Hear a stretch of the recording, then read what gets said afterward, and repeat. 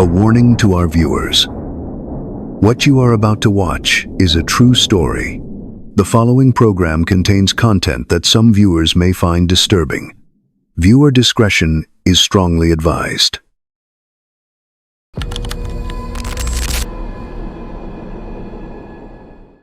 New at 4, a chilling cold case confession in Fairfax County. It was 3 decades in the making, but just hours ago, 52-year-old Stephen Smirk pleaded guilty to first-degree murder. He confessed to killing Robin Lawrence back in 1994, stabbing her 49 times in her Springfield home. All the while, her little girl was just steps away. Prosecutors say in his confession to police, 52-year-old Stephen Smirk said, quote, "I cut her up pretty good." He was talking about murdering 37-year-old Robin Lawrence, who was found next to her bed in her Springfield home with 49 stab wounds. 30 years after her murder, Smirk finally admitted he was guilty. It was 100% intentional. I am a serial killer who's only killed once. The Commonwealth says he wanted to drive far enough from his barracks just to kill. I startled her. She got out of bed. She was on her knees. She was just begging for her life. I cut her up pretty good. November 20th, 1994, Springfield, Virginia. Early afternoon, on a quiet cul-de-sac where the lawns are mowed and the neighbors wave when they drive by. Inside one house, the blinds are drawn. The newspapers are piling up on the front step, untouched for days. And the phone just rings and rings into empty rooms. A woman climbs through an open window in the back, her heart already pounding, because something about this house feels wrong. The air inside is still, too still. She calls out a name. Nothing answers back. Then she hears its small footsteps, coming down the hallway. A 2-year-old girl, alone. Her eyes are wide, but she isn't crying. She isn't speaking. She's just staring the way a child stares when they've run out of tears days ago. And just past her, down that same hallway, blood is smeared across the walls in long, dragging streaks. What this woman finds in the bedroom beyond will haunt every investigator who walks into it for years to come. A scene so violent, so personal, that detectives will struggle to explain it. And the truth behind it, the name of the person responsible, won't surface for 29 years. Now, the question is, how does someone commit such horrific crime and then disappear for almost 3 decades in plain sight? Well, before we go any further, a quick reminder. This case involves graphic violence, and the details of what happened to Robin Lawrence are disturbing, including the fact that a young child was present in that home. If you're sensitive to that kind of content, please take care of yourself, and note that viewer discretion is once again strongly advised. You're watching the Dark Witness Crime Series. Tonight, we uncover a case so disturbing, the darkness itself bears witness. Join the community, subscribe, drop a like, and let us know where you're watching from in the comments below. And with that said, we begin. But before any of that, before the blood on the walls, before the toddler wandering those halls alone, there was just Robin. And honestly, I think you need to know her first, because this isn't really a story about how she died. It's about who she was. Robin Ware was born November 23, 1956, in Ithaca, New York, and raised in Syracuse, one of 4 kids. She had 2 older sisters, Deanna and Mary, and a younger brother, Robert Jr., who everyone called Bobby. And from what her family says, Robin was just different. Not in a bad way. In the family spark kind of way. See, the Ware family wasn't exactly the type to talk about their feelings. Pretty reserved. Kept things buttoned up, which, honestly, a lot of families from that generation were. But Robin? She wore everything right out in the open. Her niece Lauren would later say Robin was basically the emotional center of the entire family. While everyone else kept things tucked away, Robin just said how she felt, out loud, to anyone. And she had this gift too, art. Even as a little kid, she could draw, she could paint, And it wasn't just pretty good for a kid talent. Her brother Bobby said she could stare at a blank canvas and just create something out of nothing, like it was nothing to her. So she takes that gift to Carnegie Mellon, earns her fine arts degree, and almost right out of college, something pretty incredible happens. She gets handpicked to design the very first medal for the Martin Luther King Jr. Nonviolent Peace Prize, the one that would go to Rosa Parks. Now, that's already a huge deal on its own. But here's what makes it personal. Robin's parents grew up in Memphis, Tennessee, during Jim Crow. We're talking the back of the bus, only allowed at the zoo on certain days. So for their daughter to design something honoring that exact fight? Her father used to tell people, simply, she was a powerful lady, and he meant it. Now, also at Carnegie Mellon, in a ballet class of all places, Robin meets a woman named Lori, and they just click instantly, the kind of friendship where you just know. They end up moving in together, first Connecticut, then Washington, D.C., chasing bigger lives, bigger dreams, and that friendship? Keep Lori in your head, because she becomes a huge part of this story later. It's in D.C., where Robin meets Ollie Lawrence, an airline executive, soft-spoken, respectful, the kind of guy who makes you feel instantly at ease. They fall fast, and they get married on New Year's Eve, 1989. The two of them settle into a beautiful home in Springfield, Virginia, and in 1992, they welcome a daughter, Nicole. But it's not a simple start. Nicole needs a liver transplant almost immediately after birth, feeding tubes, medications, the whole thing, just to keep her tiny body from rejecting that new organ. So Robin's now a mother navigating something incredibly fragile, on top of everything else. And somehow, she's still crushing it at work too. She's climbing the ladder in marketing at Merchants Tire, becoming director of promotions, getting named Employee of the Year. Her co-workers call her professional, classy, the kind of person everyone wants on their team. By the fall of 1994, Robin's 37 years old, and from the outside, her life just looks full.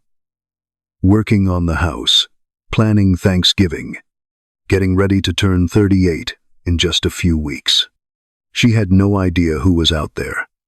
No connection to him whatsoever, a complete stranger, someone she'd never met, never seen. We'll get to him. But right now, in this moment, Robin doesn't know he exists at all. Now here's the thing about Robin's last weekend. Nothing about it felt unusual. Not at first. And that's almost the scariest part, looking back. Friday, November 18th, 1994. Ollie heads off on a work trip to the Bahamas a few days, nothing out of the ordinary. He traveled a lot for the airline, and Robin was used to handling things solo with Nicole. It was just their rhythm. Now, the last time anyone can actually confirm seeing Robin alive is around 6:15 that evening. A neighbor's babysitter happened to be carpooling with Robin's babysitter, and she saw Robin and Nicole right there in the house. Totally fine, totally normal. Just a mom and her toddler on an ordinary Friday night.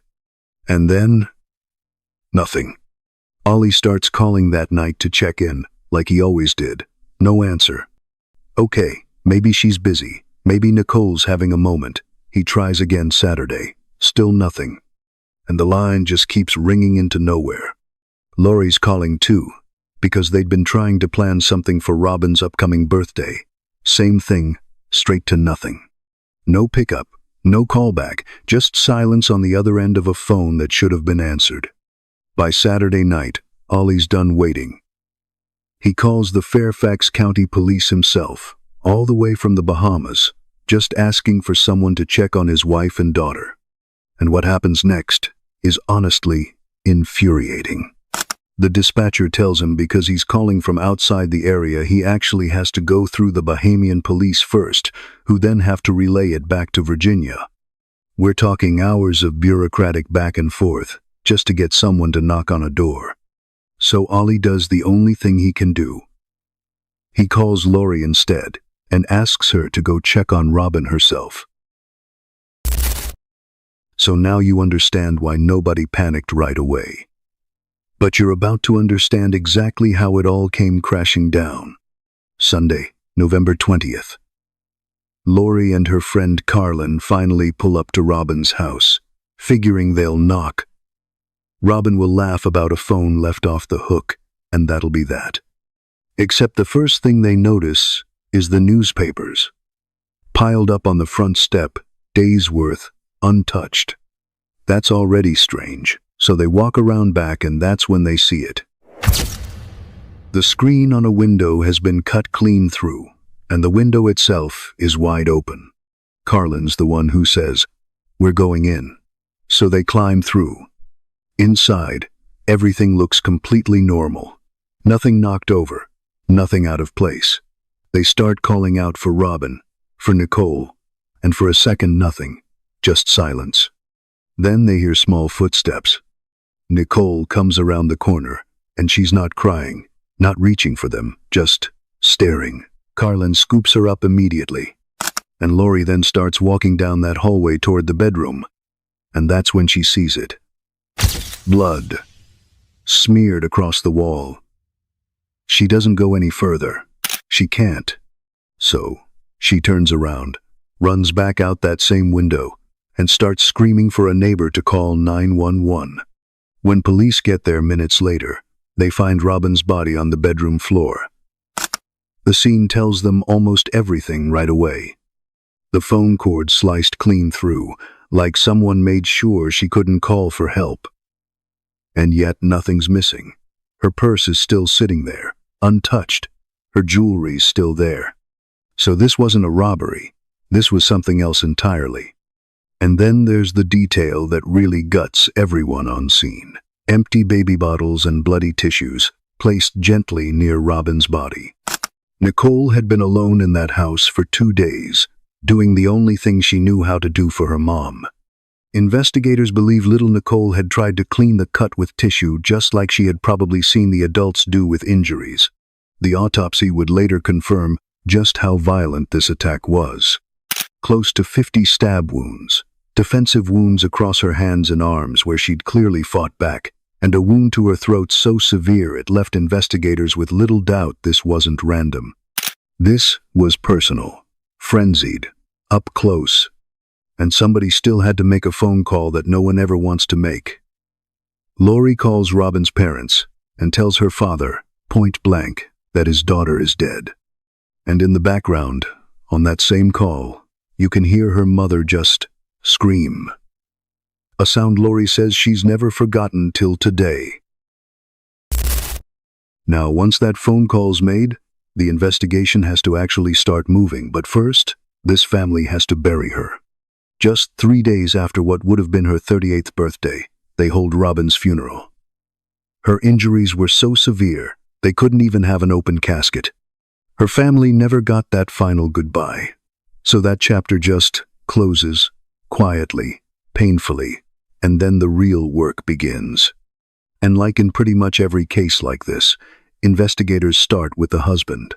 2 days after the funeral, they sit Ollie down. He hands over his flight records, his hotel information, everything they need to confirm where he was that weekend. And it checks out he was genuinely in the Bahamas the whole time. But then Ollie tells them something they weren't expecting. He'd been having an affair, for years, with a woman named Marva. So now detectives have a motive-shaped hole to fill. They track down Marva, and she says she was home alone that night, watching TV. No witnesses, no way to confirm it.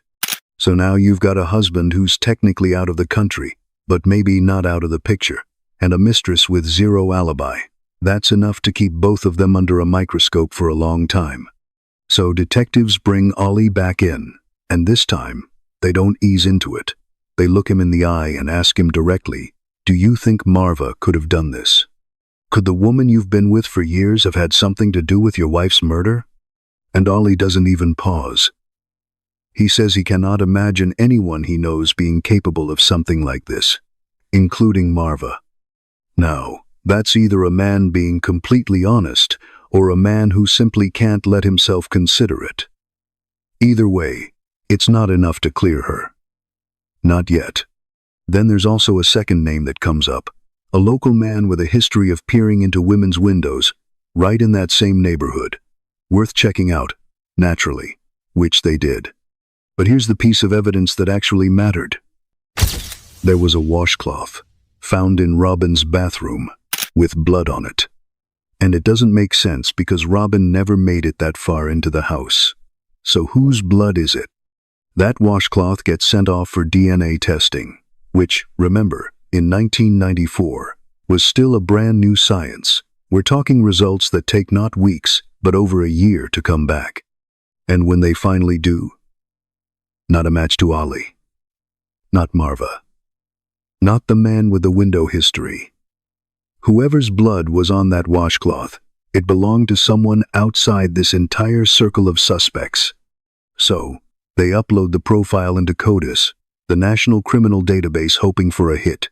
But then, they get nothing, which actually tells them something important. If this person had ever been arrested for a violent crime before, his DNA would already be sitting in that system. Nothing means he likely had no record at all.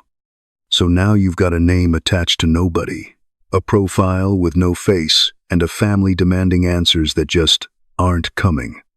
And that's exactly how this case goes cold. But what happens when a case goes cold isn't nothing. It's years of a family just waiting. Think about what that actually looks like in real life. It's not just an open file sitting in some drawer. It's Nicole's birthdays passing, one after another, with her father quietly wondering if this is the year someone finally calls with answers. It's Robin's siblings going to family gatherings every November, knowing exactly what month it is, and not saying her name out loud because it still hurts too much. It's an entire family learning to live around a wound that never actually closes. It just goes quiet for a while, until something reminds them all over again. And underneath all of that grief, there's this other thing nobody really talks about: fear. Because somewhere out there, someone got away with this. Someone walked into a house, killed a mother in front of, or at least, near her own child, and just disappeared. No name, no face, nothing. One family member would later admit she actually felt unsafe in her own bed at night, just knowing that a stranger could do something like this and never be found. Years turn into a full decade, then almost two. And in 2018, Robin's mother, Jessie, passes away, 24 years after losing her daughter, and she goes to her grave without ever learning who did this. Without ever getting to look him in the eye or hear him say a single word about what happened that night. She just never finds out. And for a lot of families in cases like this, that's the real tragedy hiding inside the tragedy, running out of time before the truth ever arrives. Then in 2019, a cold case unit picks the file back up. DNA technology has come a long way since 1994. So they send that same washcloth evidence to a company called Parabon Nanolabs, hoping science can finally do what a database search couldn't. What comes back is a composite sketch. Basically a computer-generated face, built directly from the DNA. A white man, blonde hair, blue eyes. They show it to Robin's family. Nobody recognizes him. Not one single person. But then, there's also a DNA match to a relative buried somewhere in the database, but it's so distant, so many generations removed, that it feels almost useless. Like finding one loose thread in an enormous tangle, with no real way to follow it anywhere. So at this point, you'd think that's it. Dead end, case stays cold forever. But this is where one person, working entirely for free, in her spare time, changes everything. Her name's Liz. She's a volunteer with the police department, just someone who genuinely loved genetic genealogy as a hobby. And she tells detectives, "Let me take a crack at this." So they hand her everything, that distant relative match, and a list of roughly 1,500 people who share tiny fragments of DNA with whoever left that blood behind. 1,500 names. No first cousins, no second cousins. We're talking fourth, fifth, sixth cousins, people who barely share any DNA at all. So for the next several years, Liz is just building family trees, branch by branch, marriage by marriage, late at night, on her own time, just chasing this thing. And then it happens. She finds two separate family trees totally unrelated to each other on the surface and traces them both back until they cross at a single marriage, one couple. And tracing forward from there, down through their descendants, she lands on one name, Stephen Smirk. Now, when detectives pull up an old yearbook photo of this guy and hold it next to that DNA composite sketch from years earlier, it's close. Close enough that they know they're not chasing nothing anymore. So who is this guy? In 1994, he was 22 years old, stationed at Fort Myer, an army base just a short drive from Robin's neighborhood. By the time Liz finds him, decades later, he's a computer programmer living up in Niskayuna, New York, married to a defense attorney, 2 kids, in high school, a nice house, a quiet street, and not so much as a parking ticket on his record. So now detectives are sitting there thinking, is this really our guy? Because on paper, this man looks like the most ordinary person you could imagine. So now you've got a name, a face, and an entire ordinary life built around it. But what happens when detectives actually go knock on this guy's door is where things get genuinely unsettling. September 2023. 2 detectives drive up to Niskayuna, New York, with one simple goal: get a DNA sample, see if it matches. They knock. Smirk opens the door, and right away, something feels off to them, because there's just no reaction, no surprise, no "what's this about?" Nothing. He just invites them inside like they're there to talk about the weather. They then explain they're working a cold case from the 90s. He doesn't ask a single follow-up question, just agrees to give his DNA on the spot. They're in and out of that house in about 5 minutes. Detectives leave their card, just in case, and head back to their hotel. And then, hours later, one of the detectives gets a phone call. It's Smirk. He asks where they are, and then he tells them he's at the local police station. He wants to turn himself in for the murder. Now, here's the thing worth sitting with for a second. This wasn't a man overcome with guilt after 30 years. This was a man who knew, the moment detectives showed up at his door, that his DNA was about to be compared to evidence from a 30-year-old crime scene. He wasn't confessing because his conscience finally caught up to him. He was confessing because he knew he'd already been caught, and he wanted to control how that story got told. So once he's sitting across from detectives, he doesn't hold back much at all. You've come here to turn yourself in for a 1994 murder. He tells them that back in 1994, he was 22, stationed nearby in the army, had been drinking that day, had taken a stimulant on top of it, and felt this overwhelming pull that he was going to kill someone that night. Not Robin specifically, not anyone he knew, just a decision he'd already made before he even left his barracks. Something inside me said that, it's hard to explain. I knew that I was going to kill somebody. I did not know who I was going to kill. It was like this overbearing thought in my brain that I just had to kill somebody. He drives to a neighborhood he's familiar with, picks a house at random, and gets in through the back. He walks past a room with a sleeping toddler in it. And he keeps going anyway. When he gets to Robin's bedroom, he says she wakes up, startled, and gets down on her knees. I startled her. She got out of bed. She was on her knees. She was just begging for her life. And what he describes next is something he says, in his own words, like he's recounting a training exercise. He says he used what he learned in the military, hand-to-hand combat, and just kept going.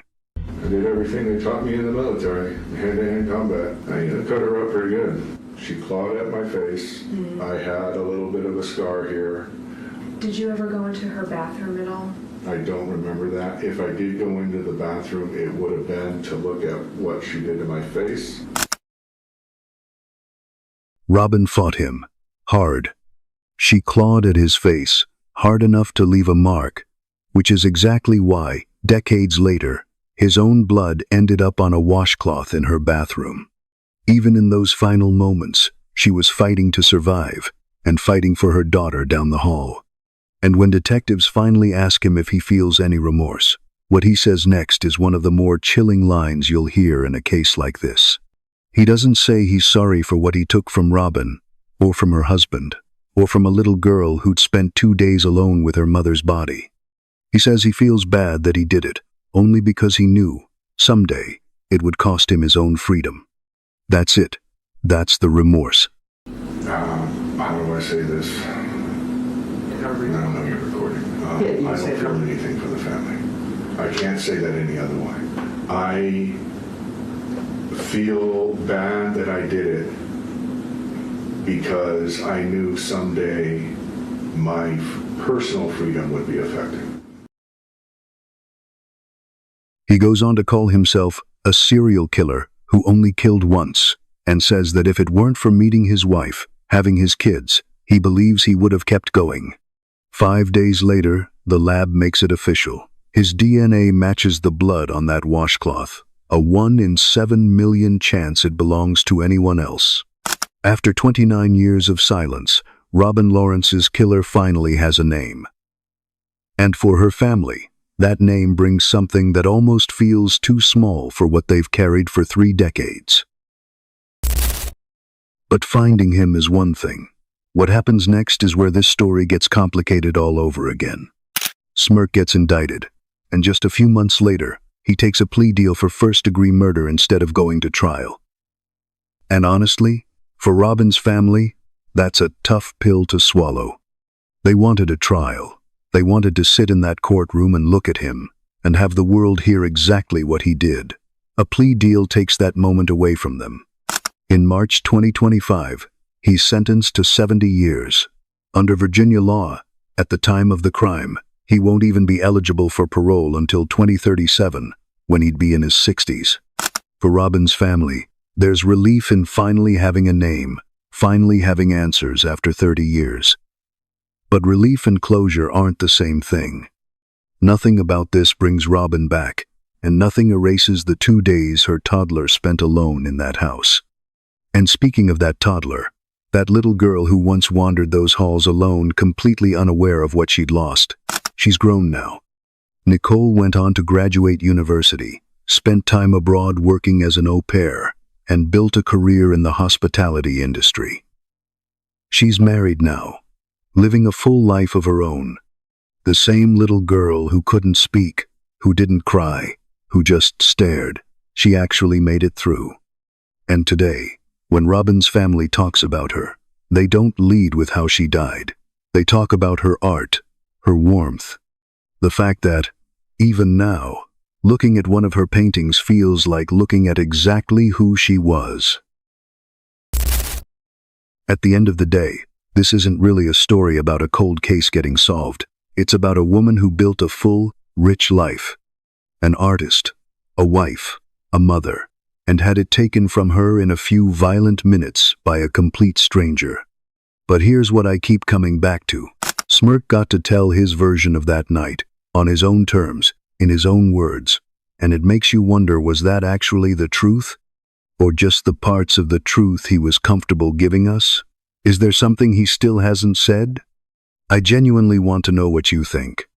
And also the fact that, for 30 years, while Robin's family was left with nothing but questions, he was out there building a career, a marriage, a family of his own, living the exact life he stole the chance of from her.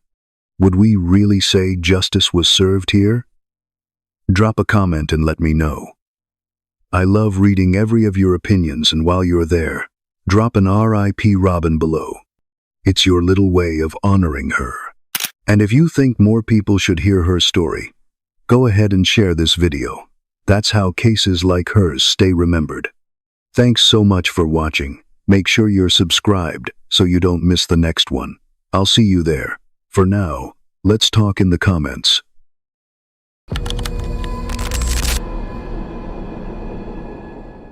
An abattoir worker who murdered her de facto husband and cut up his body has become the first woman in New South Wales to be jailed for the rest of her life. The judge ruled that 45-year-old Catherine Mary Knight was likely to commit murder or other violence if ever released. This is one of the most distressing and disturbing murders ever committed in this country. In fact, this horrendous slaughter is notorious around the world, not just for its gruesome brutality, but because it was committed by a rare creature, a female psychopath. To even try to make sense of how Catherine Knight could commit such a terrible act, we need to understand where she came from and where she was always destined to go. March 1st, 2000. Aberdeen, New South Wales, Australia. 8:10 in the morning. Two men are standing outside a house on St. Andrew Street, and something is already wrong. John Price hadn't shown up for work. That alone was enough to send people looking for him. In 17 years, the man had never missed a shift, never called in late, never just didn't show up. His boss didn't hesitate. Someone needed to go check on him. So they came to his front door. And that's when they saw it. A dark, rust-colored stain on the door handle, dried, smeared. The kind of thing your brain refuses to process for just a moment because once you recognize it, you can't unrecognize it. It was blood. They called the police. Officers Matthews and Furlonger forced their way in through the back door. Inside, the house was quiet, still, the kind of silence that sits heavy. Officer Matthews moved through the kitchen and into the hallway, and that's when he saw it. Something hanging in the doorway ahead of him, dark, heavy, blocking his path. He thought it was a curtain. He reached out with his left hand and pushed it aside. It was cold. He looked down at his arm, covered in blood. He turned back to his partner, and that's when it registered. The texture, the weight, the way it hung. I realized then, he would later say, it was a human pelt. The skin of a man, removed in one complete piece, hanging from a meat hook in the doorway. John Price was 44 years old. But here's what the headlines never told you. John Price saw this coming. He told his boss. He told his co-workers. He told his neighbors. He even named his killer in his own will in writing, in a legal document, and then went home to her anyway, because his children were there and he didn't know what else to do. So how does a man who knows exactly what's coming end up unable to stop it? And who was the woman that even the most seasoned investigators said left behind the most disturbing crime scene in Australian history? That's what we're getting into tonight. Before we go any further, understand that this video covers a real crime, and a real person lost his life. What happened inside that house on St. Andrew Street is genuinely disturbing, and some of the details ahead are graphic. For everyone staying, viewer discretion is once again strongly advised. You're watching the Dark Witness crime series. Tonight, we uncover a case so disturbing, the darkness itself bears witness. Join the community, subscribe, drop a like, and let us know where you're watching from in the comments below. And with that said, we begin. But before we get into that house, before we talk about what was found inside, and who put it there, you need to know who John Price actually was. Because this story doesn't start with a crime scene. It starts with a man, a real one. And if you don't know him first, then everything that comes after is just horror without heartbreak. John Charles Thomas Price. Born January 6, 1955. Raised in Aberdeen, New South Wales, a small coal mining town in the Hunter Valley. Population around 1,750 people. The kind of town where everyone just knows themselves, where the pub is the social calendar, and where a man's reputation is built slowly, over years, through showing up. And John Price always showed up. For 17 years, he worked the local mines. 17 years. His co-workers will tell you he was the first one through the gate every single morning. It didn't matter how late he'd been out the night before. Didn't matter how many beers he'd put away sitting around someone's bonfire. Come morning, Pricey was there. That was just who he was. Everyone called him Pricey. And the way people say that name even now, more than 2 decades later, you can hear the warmth in it. He was one of those people that a town just likes.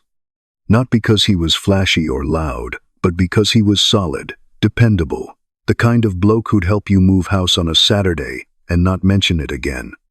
His friends described him as someone who'd give you the shirt off his back without a second thought. His neighbors knew his routine, knew the sound of his ute pulling out of the driveway before sunrise, knew that if it was still sitting there come morning, something had gone badly wrong. His marriage had ended in 1988. His youngest daughter went with her mum. His 2 older kids, a boy and a girl, stayed with him. And he raised them. On a miner's salary, in a 3-bedroom brick house on St. Andrews Street, John Price put his kids first. His daughter Rebecca has spoken publicly about her father in the years since his death, not about the case about him, about what it felt like to have him as a dad.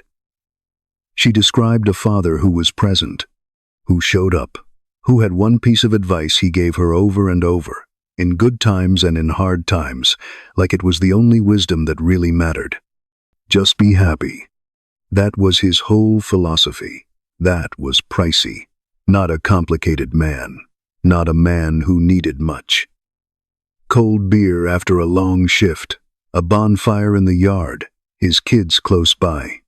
He found genuine contentment in ordinary things, and he wanted the same for the people he loved more than he wanted anything for himself. Rebecca carries that with her now. Just be happy. From a man who never got to finish being happy himself. And then, he had a nickname for the woman who would eventually kill him. He called her the speckled hen. Affectionate, a little bit cheeky. That tells you something about him right there, that even in a relationship that had already turned toxic and violent, John Price was still the kind of man who used nicknames instead of insults. Still the kind of man who looked for the good in people long past the point where most of us would have stopped looking. But somewhere in 1998, in a quiet, private moment that nobody made a big deal of, at the time John Price did something that tells you he wasn't entirely in the dark about where things were heading. He wrote a note in his will, explicitly, stating that if anything ever happened to him, Catherine Knight should be considered responsible. Think about what it takes to do that. To sit down and write those words, to name someone in a legal document as the person most likely to kill you and then go home to her anyway. He wasn't delusional. He wasn't naive. He was a man caught between knowing the truth and not quite being able to act on it fully.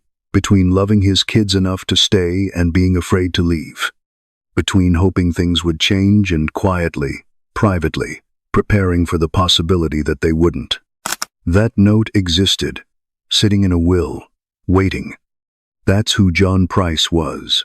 A good man in an impossible situation, trying to hold his world together with both hands while something was quietly dismantling it from the inside. He deserved so much better than the end he got. Because somewhere along the way, John Price let the wrong person into his home and into his life. Now here's the thing about Catherine Knight. If you passed her on the street, and people who knew her said this over and over again, you wouldn't look twice. Middle-aged woman, ordinary face, nothing that would make you cross to the other side. But behind that completely unremarkable exterior was something that investigators, psychiatrists, and the people who loved her victims are still trying to fully make sense of. So, let's go back to the beginning. Catherine Mary Knight was born on October 24, 1955, in Tenterfield, New South Wales. She came into the world half an hour after her twin sister Joy, and she came into a household that was already broken before she drew her first breath. Her father, Ken Knight, was a violent alcoholic. Her mother, Barbara, had left her first husband to be with Ken, a scandal in their conservative small town that basically ran them out of the area. and the home they built together was not a safe one. Ken was openly abusive to Barbara, physically, sexually, in front of the children. Barbara, with nowhere to turn and no legal recourse because in that era, in that place, what happened behind closed doors stayed there, coped the only way she knew how. She talked to her daughters about it. All of it. Her hatred of men, her hatred of sex, the details of what she endured, things no child should ever hear, let alone carry. And Catherine carried all of it. She would later tell psychiatrists that she was sexually abused by multiple family members throughout her childhood. Not her father, but others. Those claims were accepted as credible. Her family largely confirmed them. So by the time Catherine was growing up in that house, she had already learned that men were dangerous, that intimacy meant suffering, and that no one was coming to make it better. The one person who made her feel safe was her uncle, Oscar Knight. A champion horseman. The kind of calm, steady presence that a chaotic childhood desperately needs. In 1969, when Catherine was just 14, he died by suicide. And something in her that had been holding on let go. She left school at 15. She couldn't read or write, and she went looking for somewhere she felt like she belonged. She found it at the slaughterhouse. At 16, Catherine Knight started working at the Aberdeen abattoir, and she has described it, without a trace of irony, as her dream job. She took to it immediately, was promoted quickly, eventually reached the boning room, where the work is precise and skilled, separating meat from bone with a sharp knife. Fast. Methodically, all day long. She was good at it. Really good. Her co-workers said she was one of the best they'd seen. But they also noticed something else. Catherine would sometimes nick the arteries on live animals. Not because she had to. Just to watch them bleed. She liked it. She liked the fear in their eyes. She liked how it made the people around her uncomfortable.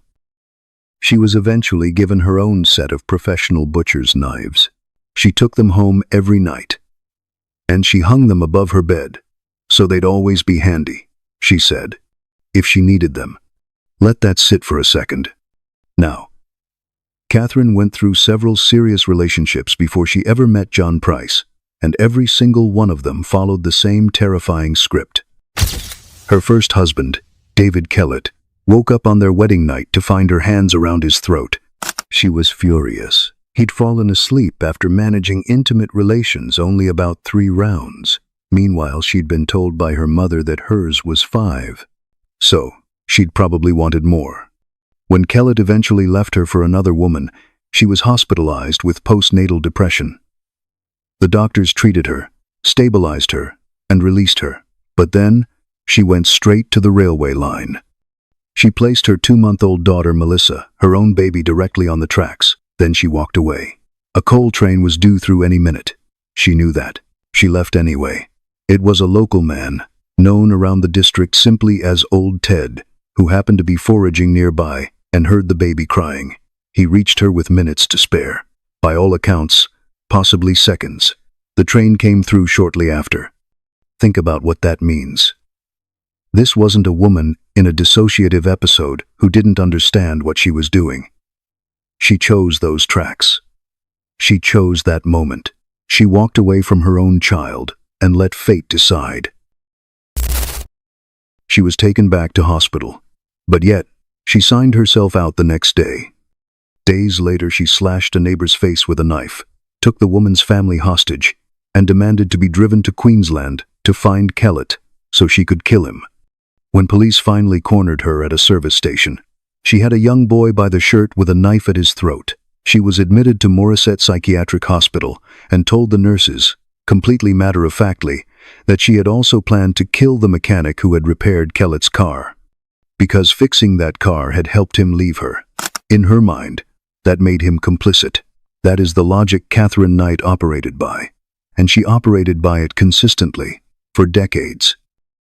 Her second serious partner, David Saunders, got a hot iron smashed into his face. The burn marks stayed for weeks. She had also stabbed him with scissors. And then one afternoon, during an argument, she walked outside, picked up his 8-week-old dingo puppy, and slit its throat in front of him. Clean cut. One motion. Then she looked at him. That was her message. This is what I'm capable of. Saunders eventually disappeared to another town entirely and went into hiding, just like her first husband, who had fled to Queensland and made sure nobody told her his address. These were tough, hard-living Australian men, and they were hiding from her. The whole town of Aberdeen knew who Catherine Knight was. They'd seen it. They'd heard it. It wasn't a secret, and yet somehow John Price led her into his house. So how does a man who knows all of that, who lives in the same small town, who's heard the stories, who's seen how this woman operates, how does he end up with her? That's the question everyone in Aberdeen was asking. And honestly, there's no clean answer. John Price met Catherine Knight in 1993. They were both 38. Both had kids. Both knew exactly who the other one was. This was a town of 1,750 people. Remember, you can't keep secrets there. John knew her reputation. He'd heard the talk. And from what people who knew him say, he just chose to believe it wouldn't be like that with him. She was fun when she was fun. She was good company. And when things were good between them, apparently they were really good. His kids liked her. At first. And for a man who'd been raising his 2 older children on his own since his marriage ended, that probably meant a lot. But the cracks came, and they came fast. Catherine wanted to get married. John didn't. He'd been down that road. He wasn't interested in doing it again. And when she found his will tucked away somewhere in his house and saw that everything was going to his children and his ex-wife, something shifted. She demanded $10,000 to walk away. He said no. So she found another way. John had salvaged some expired medical kits from the mine's rubbish skip. Things that were being thrown out anyway, used by date, past. No use to anyone. Catherine filmed them on video and sent the tape to his boss. And to the police. The company had no choice. After 17 years of being first through the gate every single morning, John Price was fired on the spot. Over expired first aid kits he'd pulled from the bin. The day he got the news, he kicked her out. And 3 months later, he took her back. That's the part that's so painful to sit with. His friends couldn't believe it. They'd supported him through the sacking, watched him lose a career he'd spent nearly 2 decades building, and then he opened the door again. Most of them walked away at that point. And here's why that matters more than it might seem in a town like Aberdeen. Your mates at the pub aren't just your social life. They're your safety net. They're the people who notice when something's wrong. They're the ones who would have driven over in the middle of the night if he'd called. When they walked away, John Price didn't just lose friends. He lost his buffer. He lost the people who might have pulled him back from the edge of this. Catherine moved right into that space, and there was nothing left to push against her. He had to change pubs just to avoid the awkwardness. His world got smaller, and Catherine was right there at the center of it. By late 1999, things had turned genuinely frightening. She reportedly asked her own nephew to steal John's car and throw battery acid in his face. Think about that for a moment. That's not a woman in a rage. That's a woman making plans. Then one night, John woke up and found her standing at the foot of his bed in the dark, hands behind her back, just standing there, watching him sleep. He leapt out of bed, convinced she was holding a knife. He ran to his neighbor's house, shaking, and told them, "If my car is still in the driveway when you get up for work in the morning, call the police." She'd done something to him by that point, something beyond the physical violence. She'd gotten inside his head in a way that's hard to describe. He knew what she was capable of. He'd felt it. He'd been stabbed by her. And still, he couldn't fully make himself believe she'd actually go through with it. He started saying it out loud. To his boss, to his coworkers, to his neighbors. The same words, over and over, like a man trying to make anyone take him seriously. "If I don't show up for work tomorrow, she's killed me." He wasn't being dramatic. He wasn't exaggerating. He was telling people exactly what was coming. Nobody moved fast enough. The thing about what happened to John Price is that it didn't come out of nowhere. The days leading up to the 1st of March 2000 read like a countdown, and almost everyone around him could feel it ticking. The Sunday before he died, there was a massive fight. Police were called. It wasn't the first time, and by this point, John wasn't pretending things were going to settle down on their own. He was done. He knew it. Catherine knew it too. Monday, he went into work and showed his co-workers something. He lifted his shirt and showed them where she'd stabbed him in the chest, not metaphorically, literally pointed to the wound. He wanted witnesses. He'd been telling people for a while now that she was dangerous, but this was him putting it on the record. Look, this is what she did. Remember this. Price had predicted his death. He'd run around town for days trying to get help from magistrates and police and neighbours. But nobody took him seriously enough, unfortunately. Tuesday, February 29th, 2000. John Price drove to the Scone Magistrates Court before his shift and applied for a restraining order. The clerk processed his paperwork and gave him a date he'd have to come back in 3 weeks to see a judge. 3 weeks. John looked at that date and said, "I'll probably be dead by then." He wasn't wrong. That afternoon, he sat down with his boss and laid everything out. Every threat, every assault, everything. Then he walked out to his co-workers and said it plainly, "If I don't come in tomorrow morning, Catherine Knight killed me." They didn't laugh it off. They'd heard enough by now. They begged him not to go home that night.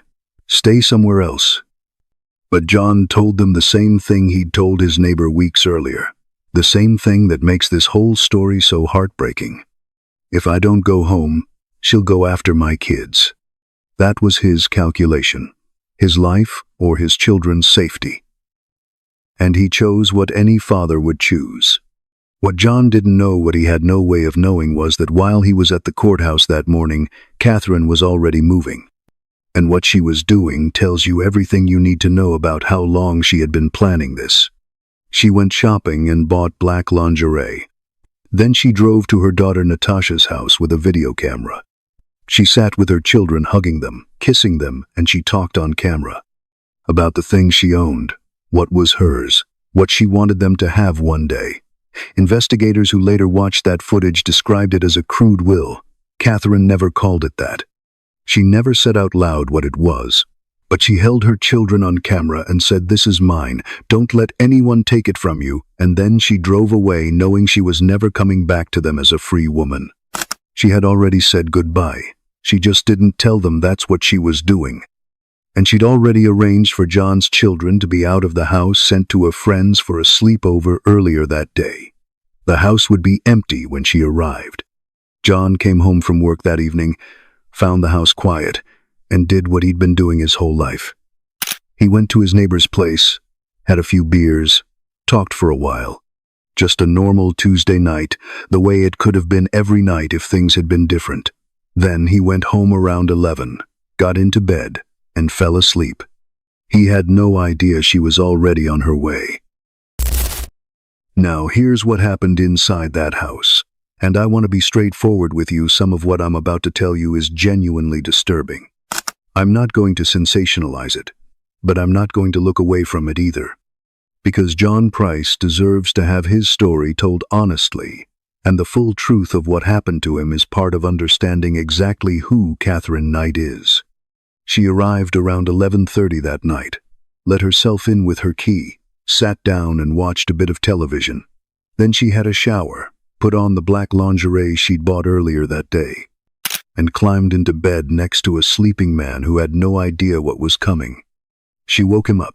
They had sex. He fell back asleep. Relaxed. Normal. In his own home, like he'd done multiple times before. And then she reached for the knife. John Price was stabbed at least 37 times. The attack started in the bedroom while he was still half asleep, still in the place he was supposed to be safe. But here's what the blood evidence told investigators when they pieced together his final minutes. And this part matters, because it shows you who John Price was even in the last moments of his life. He woke up. He reached for the light switch. He tried to turn it on. There's blood on that switch, right where his hand found it in the dark. Then he ran down the hallway, leaving bloody handprints smeared across the walls as he went, his body weakening with every step. The blood splatters get lower and lower as you follow the trail toward the front of the house. Forensic investigators noted the detail specifically. Lower and lower, as if he was slowly being pulled toward the ground but refusing to stop moving. He made it to the front door. He got it open. He got outside. There is blood on the screen door where he pushed through it. Blood on the front step where he stood for a moment in the open air. He almost made it. But he was too far gone from blood loss to run, and either collapsed or was dragged back inside. He died in the hallway. 37 stab wounds, both lungs, the liver, the kidneys, the aorta. There was a pool of blood on the hallway floor 1 meter wide. That is where John Price's life ended, just a few feet from the front door, a few seconds from outside. He fought. Right to the very end, he fought, and that matters. But Catherine Knight wasn't finished. What she did next is what took this case from a murder as devastating as that is to something that prosecutors, investigators, and the judge who sentenced her all struggled to find adequate language for. Using the same skills she had spent 3 decades honing at the Aberdeen abattoir, Catherine skinned John Price's body, his face, his ears, his scalp, his torso, his genitals. The entire exterior of his body removed in one complete piece so cleanly, so precisely, that forensic pathologists later confirmed the skin could actually be reattached before his funeral. That's how expert the technique was. She hung it from a meat hook in the doorway arch. Then she decapitated him. Carried his head to the kitchen, put it in a pot on the stove with vegetables, potato, pumpkin, cabbage, and turned on the element. She cut muscle from his body, cooked it in the oven, plated it up with baked potato, zucchini, yellow squash, and gravy. Set 2 places at the table. Wrote a name on a piece of paper beneath each plate. Beaky. Jonathan. John's children. Coming home to Dad. At some point she also prepared a 3rd serving that was later found discarded on the back lawn. Whether she attempted to eat it herself, investigators believe she may have. She couldn't finish it. Then Catherine Knight went to the medicine cabinet, swallowed a large quantity of sleeping pills, and went to bed. At 6 a.m. the next morning, a neighbor stepped outside and noticed something. John Price's work ute was still sitting in the driveway. And John Price was never, ever late for work. Now you know what was inside that house. And so did officers Matthews and Furlonger, within minutes of forcing that back door open. Just think about what they had walked into.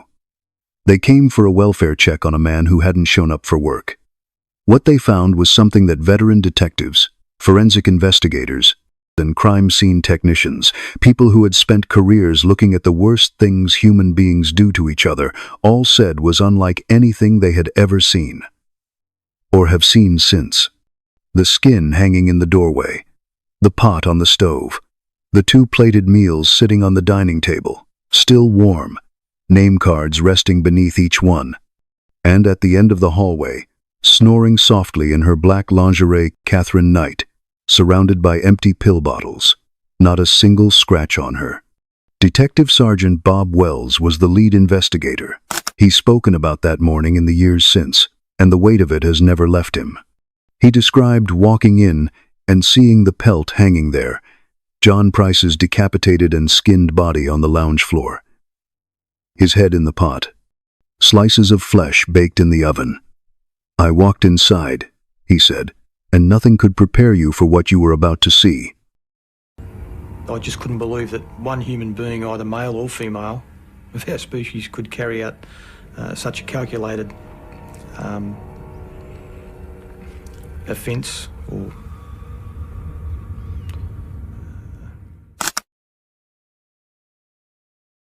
Several of the officers who attended that scene never fully recovered. One of the fingerprint technicians handed in his resignation that same day, just walked out. Others required long-term counseling. Wells himself retired a decade later and still attends weekly therapy sessions.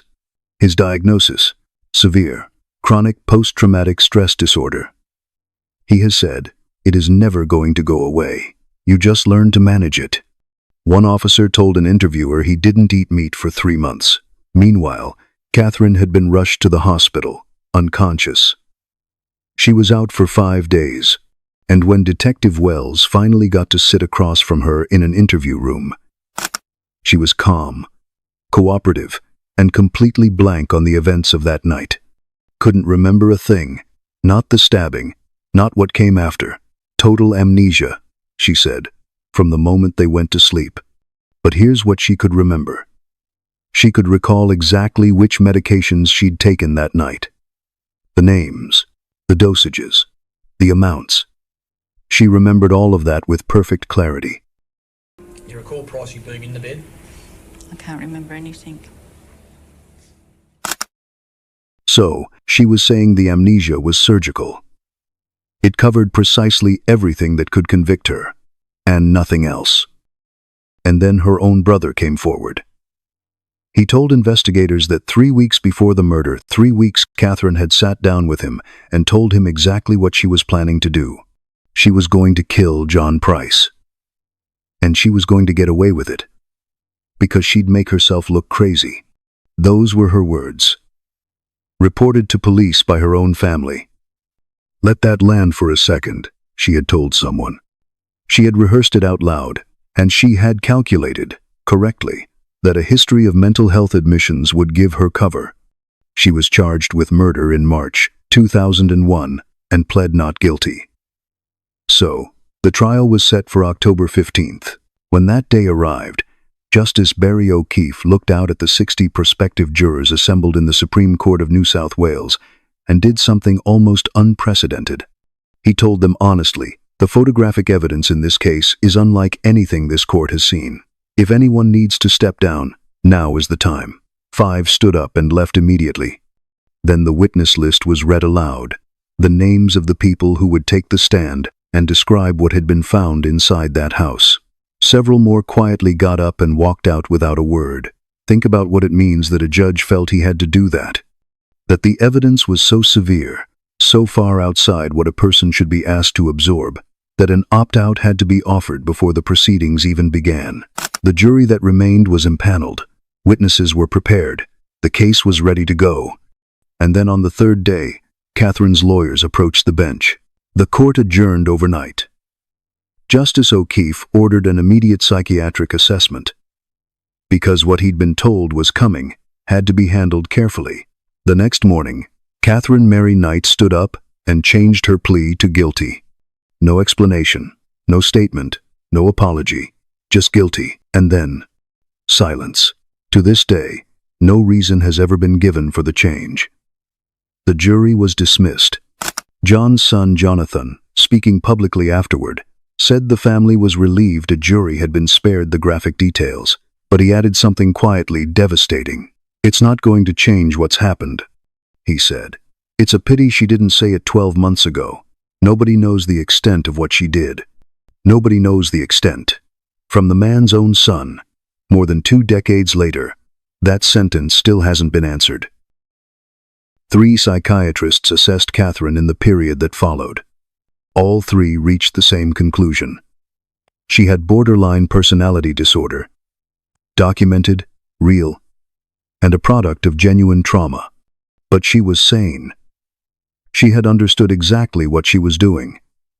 She had planned it across multiple days, executed it with expert precision, and attempted to construct her own escape route in advance. There was no mental illness defense available to her. There was no diminished responsibility. She knew. She always knew. Her lawyers made one final request at sentencing that Catherine be excused from the courtroom while the facts of the crime were being described. The judge refused. She was going to sit there and hear it. And when Dr. Timothy Lyons took the stand and began describing in clinical detail the skinning and decapitation of John Price, Catherine Knight became hysterical. She screamed. She rocked. She had to be physically sedated and removed from the room. Her lawyers had spent months arguing she couldn't remember anything. The same woman who claimed total amnesia had to be sedated to avoid hearing the description of what she'd done. Justice O'Keefe was unmoved. On November 8, 2001, he sentenced Catherine Mary Knight to life imprisonment. No parole period, no release date, no possibility of ever walking free. He stated that the murder fell into the worst category of abhorrence. The court could consider that it was premeditated, that it was carried out with evident expertise, and that Catherine had shown not one moment of genuine remorse throughout the entire proceedings. Her file was stamped with 4 words that had never before been used for a woman in the history of Australian law: never to be released. And then Justice O'Keefe said this, and these are the words that have followed this case everywhere it's been told since.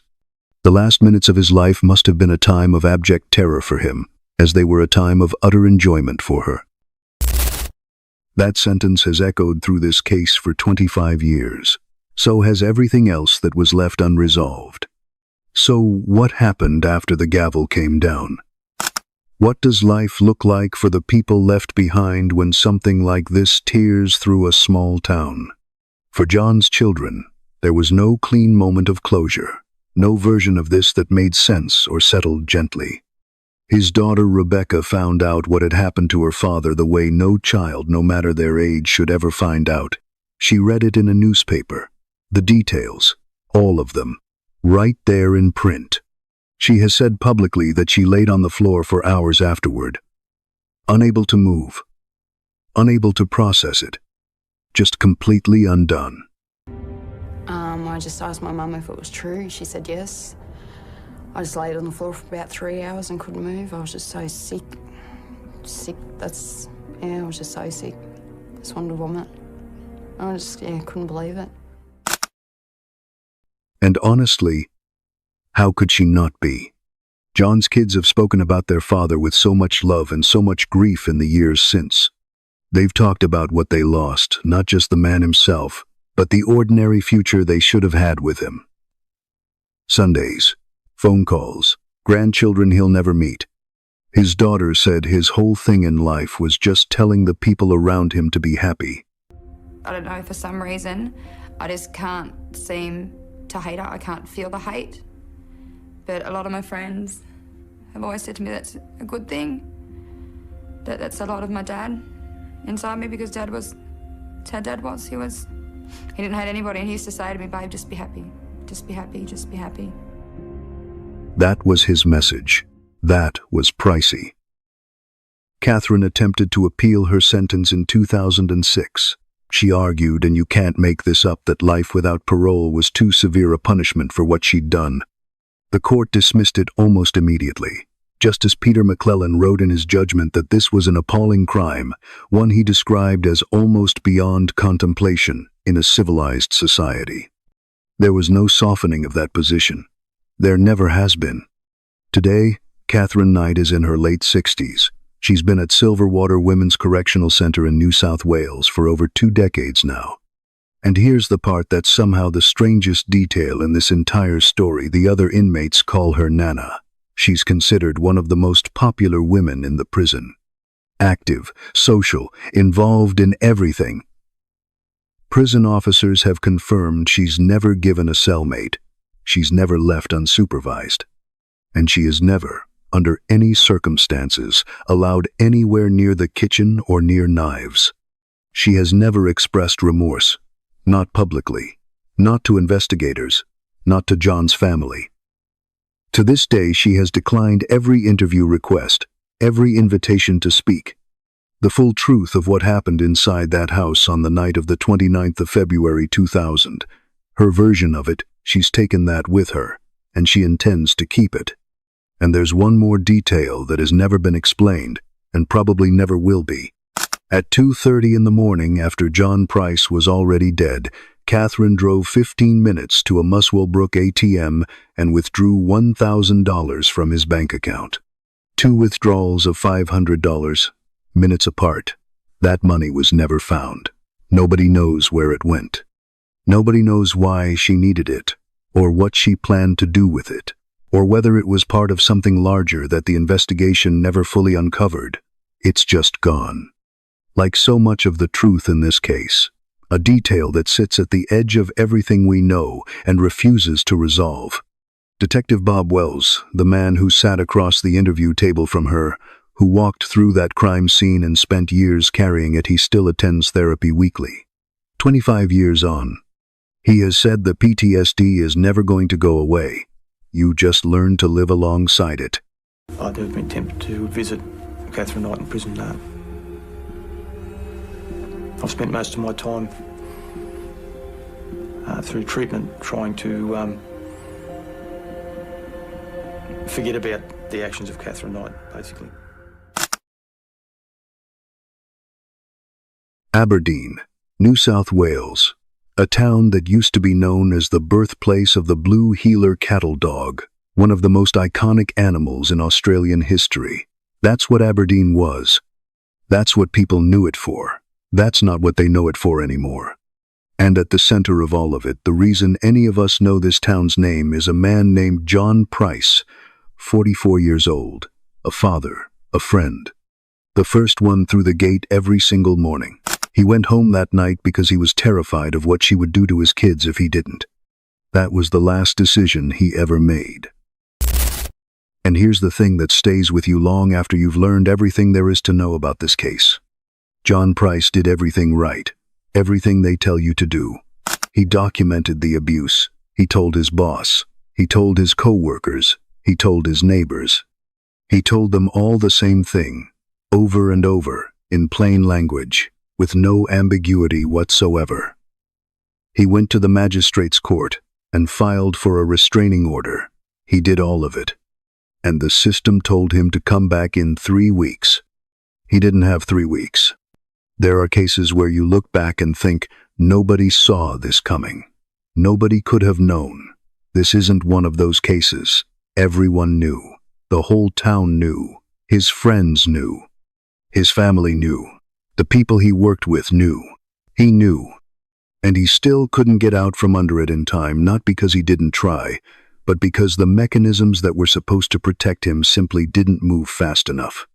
That's the part that should sit with all of us. His name was John Price. He deserved better than the end he got. If this story has stayed with you, and I think it will, please take a second to like this video and subscribe. It's your little way of putting John Price's name in front of more people. And drop a comment below and let me know where you're watching from. Also, feel free to recommend cases you feel I should cover next with the same care and utmost respect for the victims. I do read every single comment. For now, take care of yourselves. I'll see you in the next one.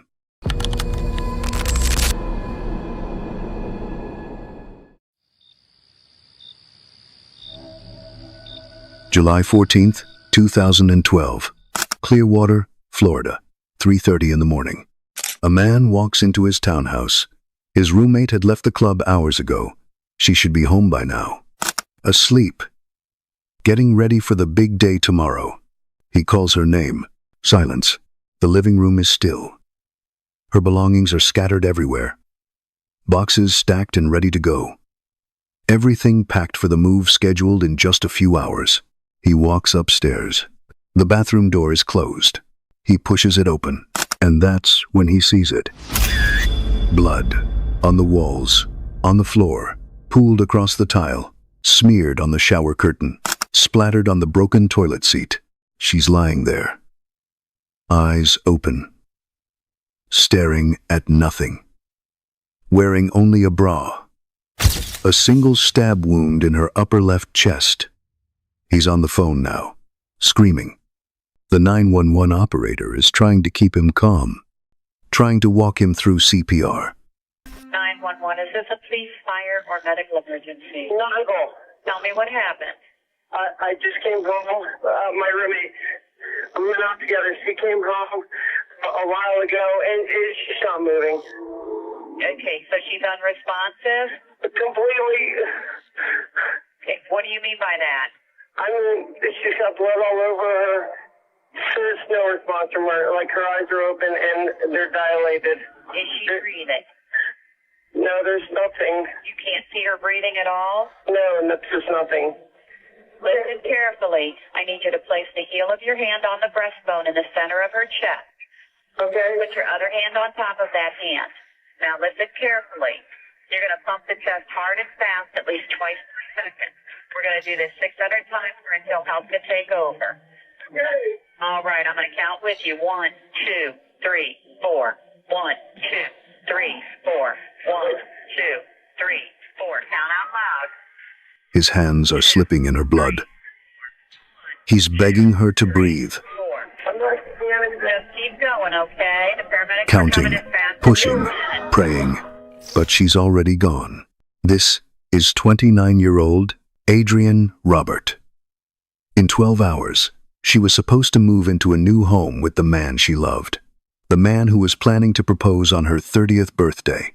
Her entire future was waiting for her. Now here's what doesn't make sense.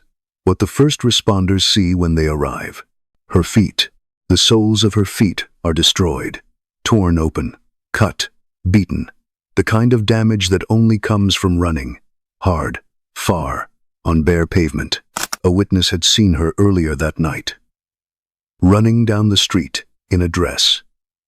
Barefoot. Holding her shoes in one hand, her bag in the other. A man running behind her. She had sprinted over a mile through the streets of Clearwater, trying to get home, trying to reach safety, trying to get through her front door and lock it before he caught up. She ran for her life, and she made it home, but so did he.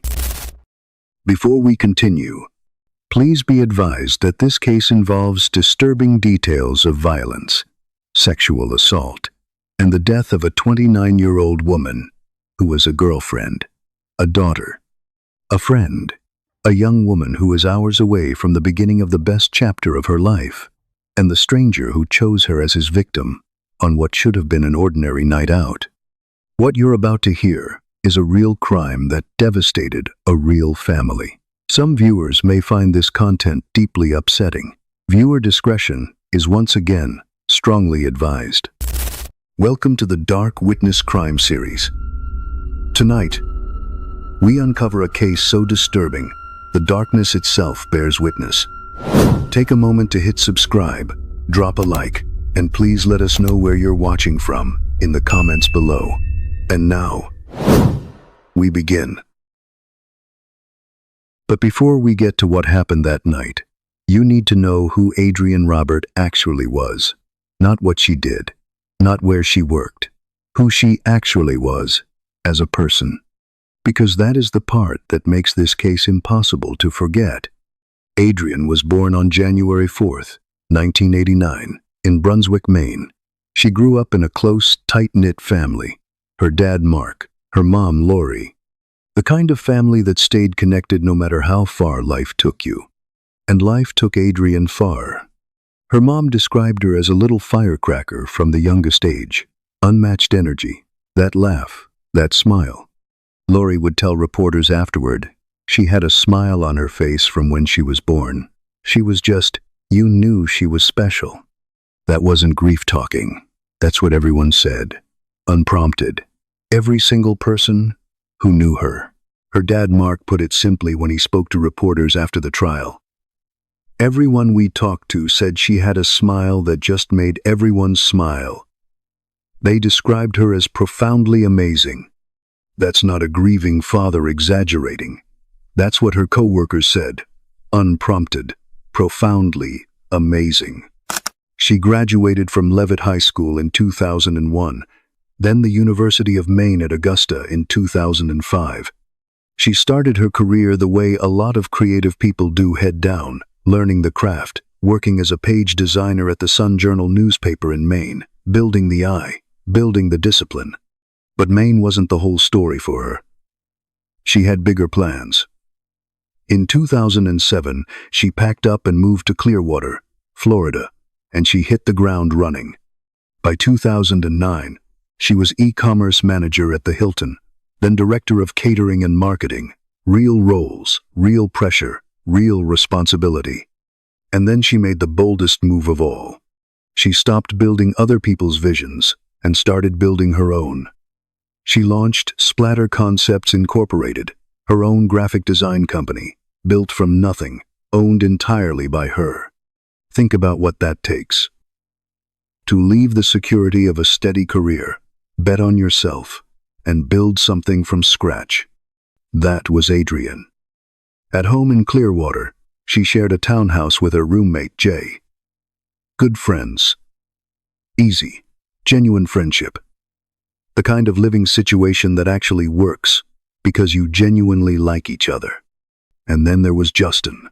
Justin Pounders, her boyfriend, the man she was in love with. He would later say, "When I met Adrienne, I felt like, wow, this is who I was supposed to meet." Not someone he was happy with, not someone who was good for him, the person he was supposed to meet, the one. From the moment they got together, he said she just caught his eye immediately. She was very beautiful, full of life, just a happy person, someone you love to be around. She's very beautiful, so she caught my eye really quick. Full life, just a happy person, someone you love to be around. Just like above my...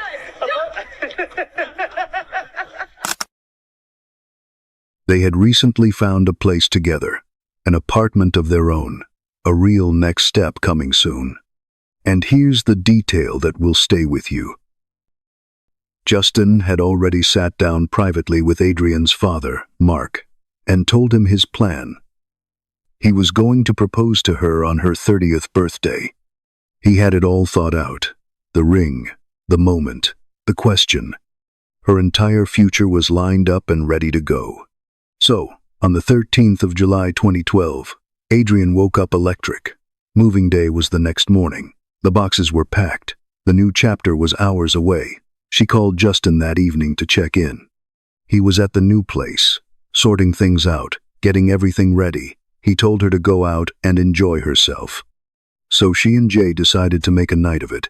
One last hurrah as roommates. A send-off for the end of one era and the beginning of everything that was coming next. Nothing complicated. Nothing she hadn't done before. Just a night out. Now let's start with the beginning of that night, because you need to understand exactly how this unfolded step by step to fully grasp what happened. After a few drinks at home, Adrienne and Jay set off on foot toward Diamond Dolls, a strip club about 1.5 miles from their apartment on US 19 North in Clearwater. They walked because they'd already been drinking and didn't want to drive. Responsible decision, perfectly reasonable. They got there around 10:30 that night. This was familiar territory. They'd been here together before. They found a spot near the bar area, ordered drinks, and settled in. Just two friends doing what they'd done plenty of times before. And for a while, the night was exactly that, normal. At some point, a man made his way into their space. African American, slim build, not particularly tall. Baseball cap. Jay thought it might have said Boston across the front, a goatee. He seemed easygoing, friendly enough. He slid into their group without making it weird, started talking, bought drinks, laughed along. Neither Adrienne nor Jay had any reason to feel uncomfortable. He was just a guy at a bar being sociable. Nothing alarming, nothing off. But here's what they didn't know. This man had been inside Diamond Dolls since 5 o'clock that afternoon. 8.5 hours, sitting at the bar, drinking, watching the room, waiting. And here's something else. He hadn't driven himself there. In a city where virtually everyone has their own car, he'd arrived by taxi. Alone. With no plans to leave until he found what he was looking for. His name was Thomas Frederick. He was 23 years old. Let that sink in. While Adrienne and Jay were getting ready at home, clinking glasses and laughing about old memories, this man was already inside that club. Already watching. Already waiting. At 1:30 in the morning, Adrienne said she was done. Big day tomorrow. Moving van coming at sunrise. Boxes to load. A whole new life to wake up to. Time to go home. Jay was staying. Just a little longer, he said. So, Adrienne said her goodbyes and stepped out into the Clearwater night alone. Just over a mile, a walk she had done before. Streets she knew. No reason to think tonight was any different from every other time. She walked out of Diamond Dolls at exactly 1:38 a.m. Hold that time. 1:38 a.m. Because 4 seconds later, Thomas Frederick stood up from the bar. He picked something up from the chair beside him, Adrian's black shawl, which she had left behind, and he walked out after her. Now, did Adrian forget that shawl, or did he make sure she forgot it? Did he move it? Hide it somewhere she wouldn't see it? We'll never know for certain. What we do know is that he used it. It became his reason, his excuse to approach her on the sidewalk outside. This was his way in. He caught up to her just outside the entrance, handed over the shawl. They exchanged a few words, and then instead of turning around and going back inside, he fell into step beside her, walking in the same direction, toward her home. From a distance in the dark, it would have looked like two people from the same bar heading the same way. That is exactly the appearance he intended. But at some point on that walk, something shifted. A local resident sitting outside his home that night saw something that stuck with him. A young woman and a man moving fast along the street. She was in a dress, no shoes, holding her heels in one hand, her bag in the other, running. He thought it was strange. It was late. Neither of them was dressed for exercise, but she wasn't screaming, wasn't calling for help, so he watched them pass and figured it wasn't his business. Unknown to him, what he had actually just watched was Adrienne Robert running for her life. She had kicked off her shoes and sprinted, more than a mile, barefoot on concrete, trying to reach her front door before he could reach her. She was almost there. Now here's where it gets truly disturbing, because what happened inside that townhouse in the early hours of July 14th, 2012, tells you everything you need to know about the kind of person Thomas Frederick really was. Adrienne made it to her front door at 2958 Pinecone Circle. She got inside, and investigators, when they arrived hours later, found something that stopped them cold. No forced entry, not a single broken lock, not one smashed window, nothing. Which means one of two things. Either she made a split-second decision in those final terrifying moments. Maybe she thought letting him briefly inside was safer than standing alone on the doorstep with him. Maybe she thought she could control the situation. Get him a glass of water. Let him use the bathroom. Get him back out the door. Or he pushed through before she could close it. We will never know exactly which one. But what we do know is what came next. The scene investigators who walked in that morning told a story of absolute desperation. This wasn't quick. This wasn't controlled. The struggle moved through that entire apartment. The bedroom, the hallway, the upstairs bathroom, the toilet seat was cracked and soaked in blood. Blood was smeared across the shower curtain, splattered up the bathroom walls, pooled in the bathtub. Bloody fingerprints pressed into the walls and door frame just outside the bathroom door, left behind by someone moving fast. Someone who had just done something irreversible and needed to get out. Adrienne's body was covered in bruises. She fought hard. Every bruise on her body is evidence that she did not stop fighting. She had been sexually assaulted, and then she was stabbed once, in the upper left chest. One stab wound, 4.5 inches deep. That was it. That was all it took. She was 29 years old. She was wearing only her bra, and she was lying on the bathroom floor of the home she was supposed to leave in the morning. Now here's the part that shifts this from horrific to something colder. Something that tells you exactly who you are dealing with. After he did what he came there to do, Thomas Frederick didn't panic and run. He stopped. He looked around that bedroom, and he made a calculated decision.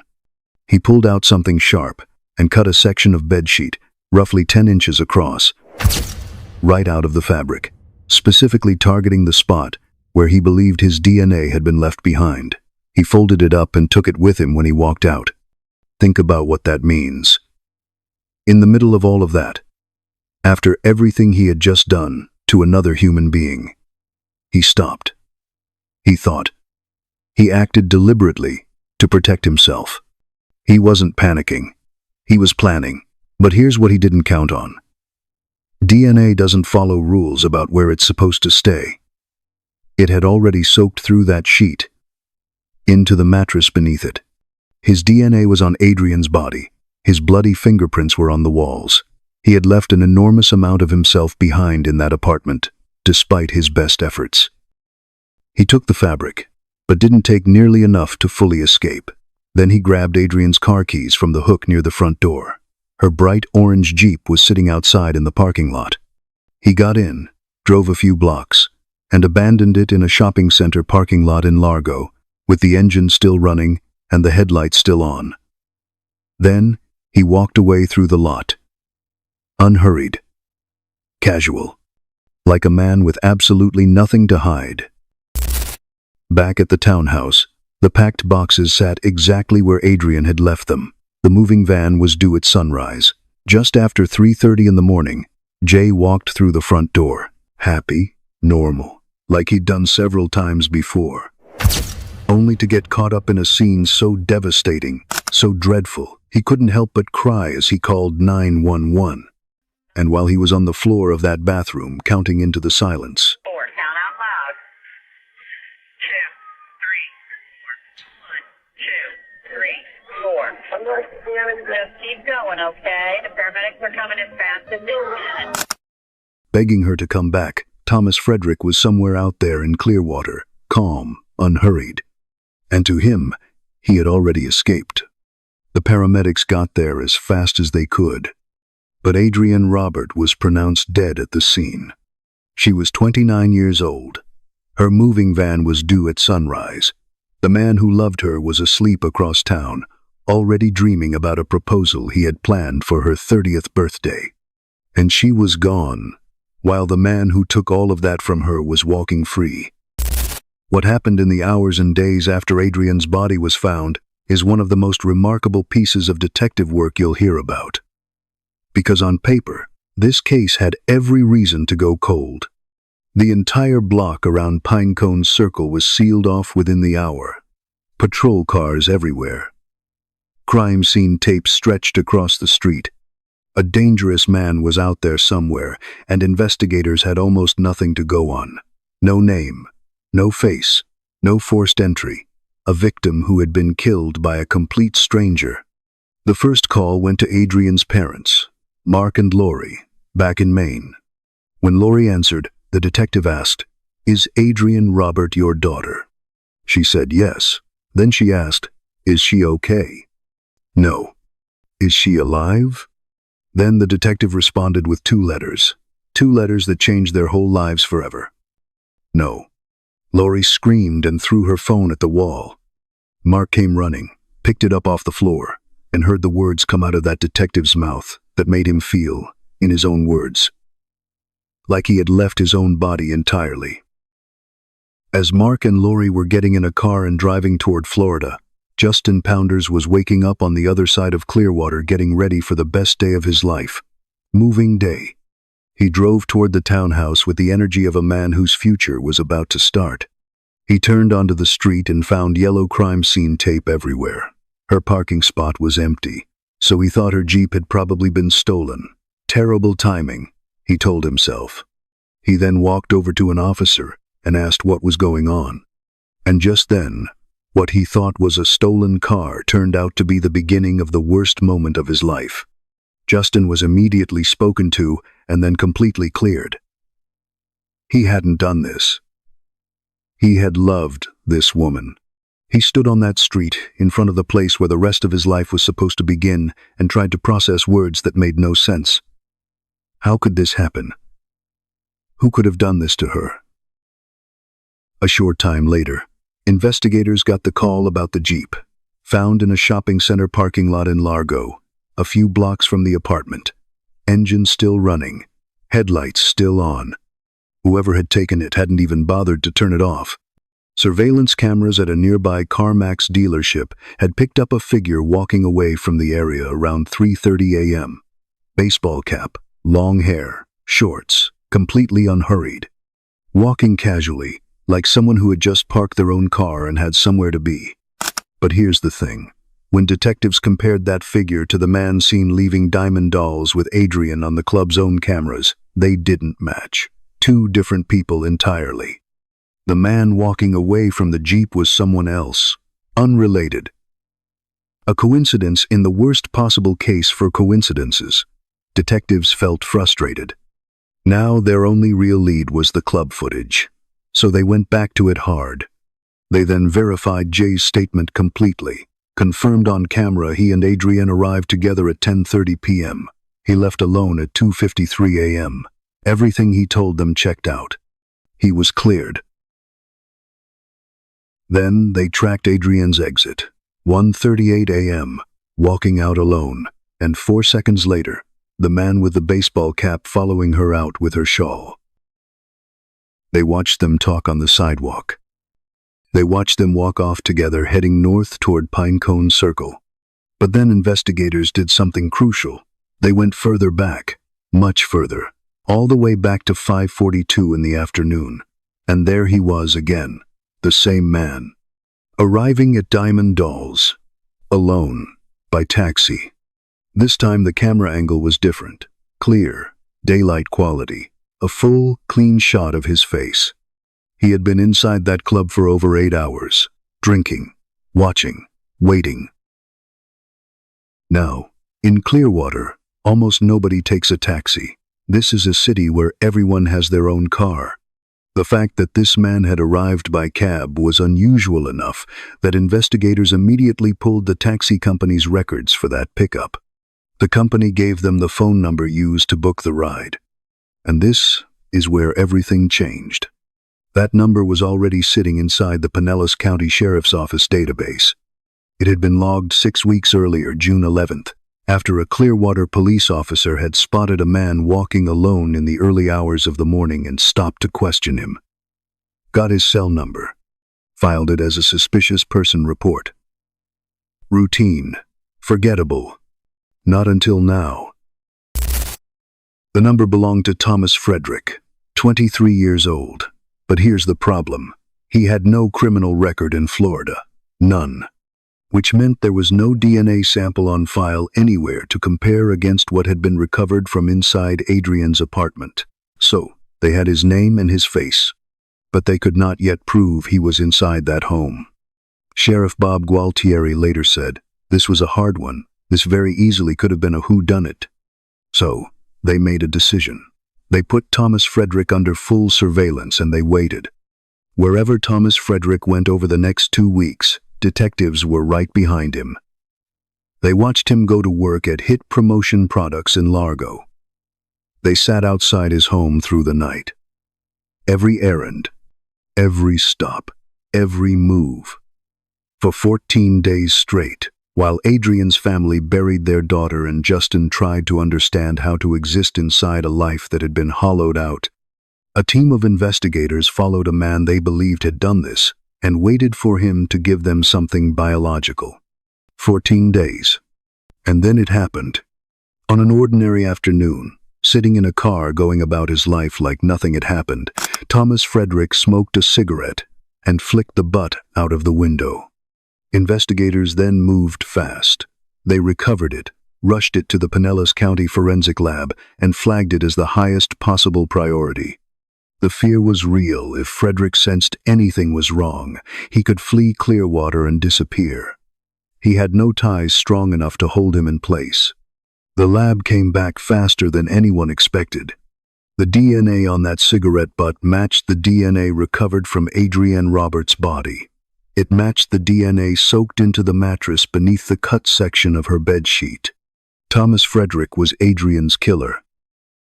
Pinellas County Sheriff Bob Gualtieri didn't mince words when he stood in front of the cameras. "We got a real bad guy off the street," he said. "This is the most dangerous kind of crime because he was willing to take somebody he didn't know and rape and kill her." He was arrested without incident at his workplace in Largo. And when the news reached Mark and Lori Robert back in Maine, it landed on a date that none of them had planned. Their 25th wedding anniversary. Mark's sister, Cindy, was the one who told reporters, Today is their 25th wedding anniversary, she said. I think my brother said this is the best gift they could have received. 25 years of marriage.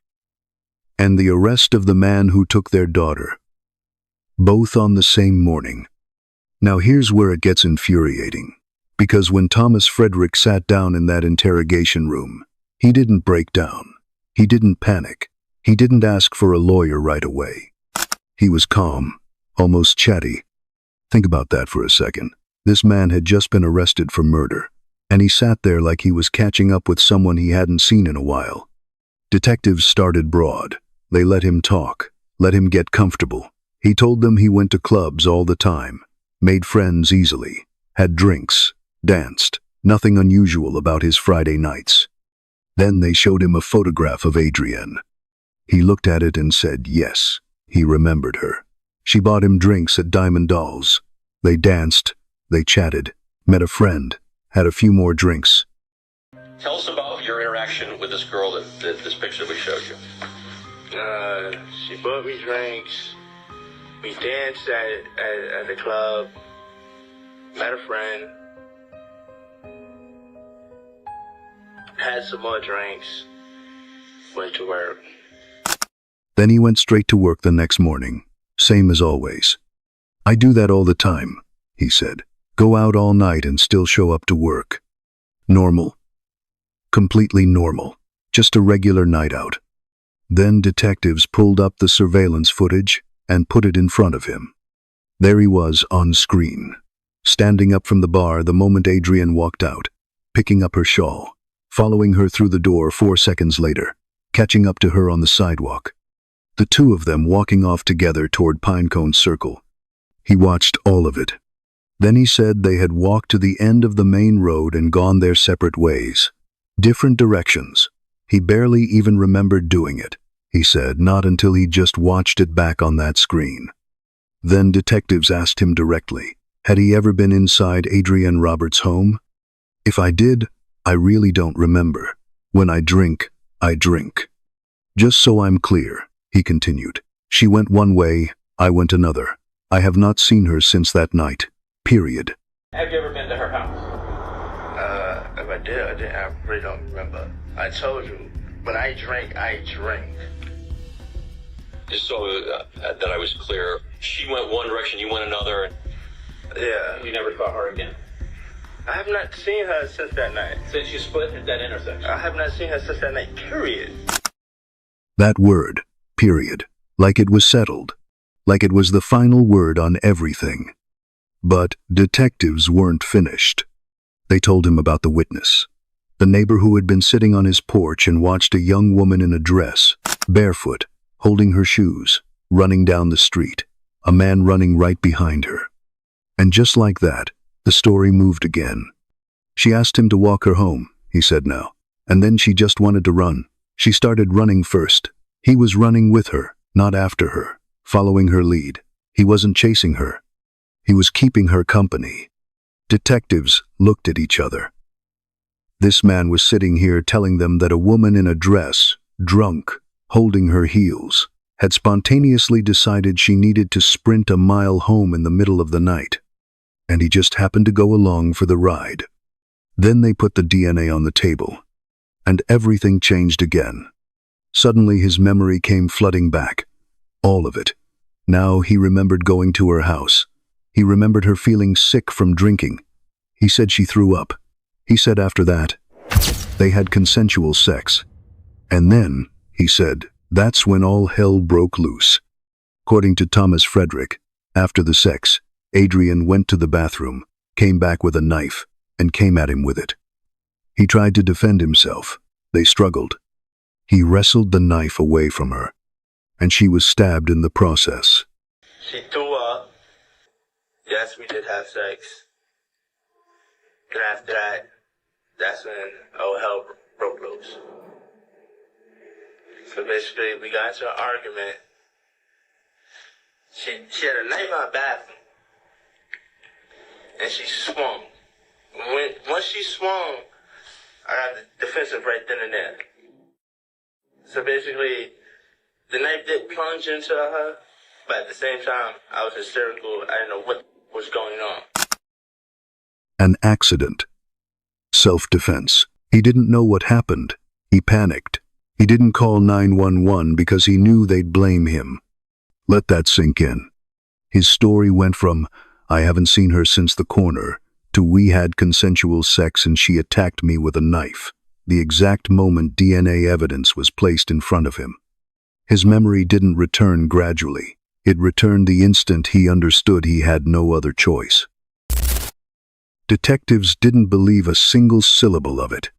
Thomas Frederick was charged with first-degree murder and grand theft auto for taking Adrian's orange Jeep. After the arrest, he told investigators where they could find two things: he had hidden the murder weapon and the section of bedsheet he had cut from her bedroom, trying to eliminate his DNA. Both were recovered, but he was not charged with rape. The evidence to support that specific charge in court was not sufficient, prosecutors determined. But they were not done with that theory, not even close. The jury would hear it at trial. So the question now was simple. Would a jury believe him?